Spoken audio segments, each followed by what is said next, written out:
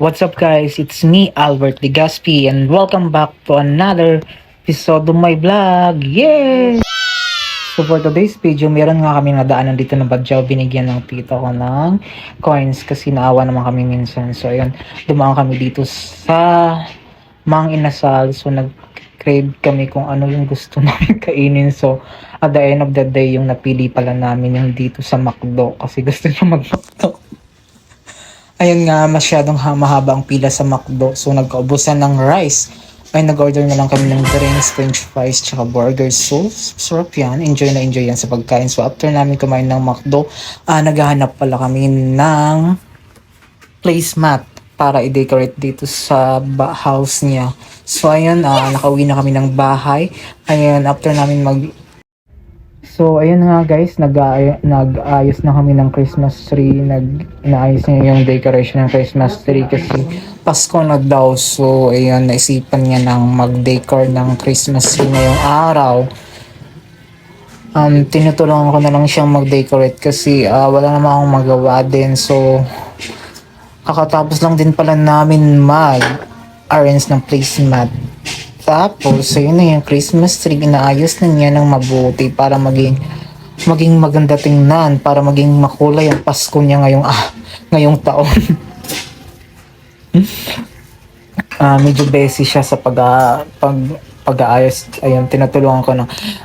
Nilalagay ko na din yung center ng star sa pinakatuktok ng Christmas tree. Inaayos ko para namang maging maganda kasi ito hindi na siya bumili ng bagong Christmas tree kasi masyadong magastos na. So gagamit na lang tayo ng pangmalakasang tipid-tipid tips para maging makulay yung Christmas natin ngayong taon. Ayan, nagsasabit na pala ako ng mga balls dyan. Charot. Tinutulungan ko na siyang magsabit ng mga balls para madali yung pag-decorate namin ng Christmas tree. So nagkulang pala yung mga balls niya kasi ewan ko kung saan daw. Sabi niya nawawala daw. Hindi ko alam kung anong nangyari sa mga balls niya, bakit nagkulang or I don't know what happened. So ayun na, nalagyan namin yung mga iba't ibang kulay ng balls. Tapos after that, lalagyan namin yan ng mga flowers dyan. Natatawa lang ako kasi yung sa tuktok ng star laging na ano siya parang nababali. Naayos na din namin yan. So in the few minutes malapit na din yan matapos. So finally tinatapos na namin yan. Nilalagyan ko ng mga different kinds of flowers para maging aesthetic tingnan siya. Yung maganda. Tingnan mo nga guys yung tuktok ng star talaga parang mapapali na. So nakakaano lang. So ito lang yung recycle na Christmas tree nila kasi last year pa to. Naayos lang niya para maging maayos tingnan. Hi guys, pahabol tayo ngayon sa Pasko. Nahuli lang ako kasi December 15 na ngayon. Para naman may buhay yung buhay din natin. So ito nga, tignan mo naman yung dulo ng Christmas tree ko, nakakaawa. Para namang hindi na niya kayang tumayo. Kaya inaayos-ayos ko na lang. Tapos kulang pa siya ng mga balls. Wala na akong mabili. Kasi sabi doon, wala na daw, tapos na. Naubos na daw, kaya wala nang mabibili. Ito. Pero mukhang naman, nagkakulay din naman ang mundo niya. Ang aking Christmas tree. Bumili din ako ng floor mat para naman magliwanag.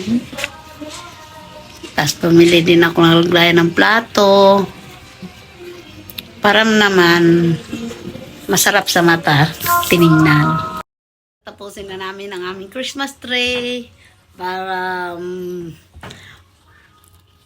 maikabit agad natin yung Christmas light kasi pahapon na, tamang-tama naman. Ito maghabol natin para yung anak ko pagdating di mamaya masaya siya.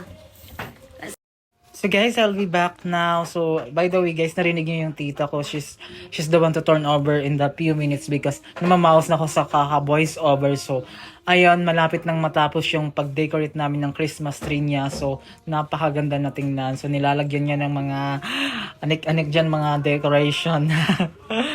So that's it. That's the finished product of our Christmas tree decoration. I hope na nag-enjoy kayo sa ating mini short vlog. So don't forget to like, share, and subscribe also my YouTube channel, Albert Ligaspi. And then follow here my Facebook page, Albert R. Ligaspi. And then comment down below kung ano pang masuggest nyo dito sa Christmas tree na madagdagan yung maganda niyang Christmas tree. So, para maging makulay. So, I hope na nag-enjoy kayo sa ating vlog na to. So, huwag kalimutan mag-like, share, and subscribe. Bye-bye! See you for my next vlog. Muwa muwa chup chup. Bye-bye! I just want to remind you guys na don't skip my ads because that's the way to earn my money. Char. Thank you for watching.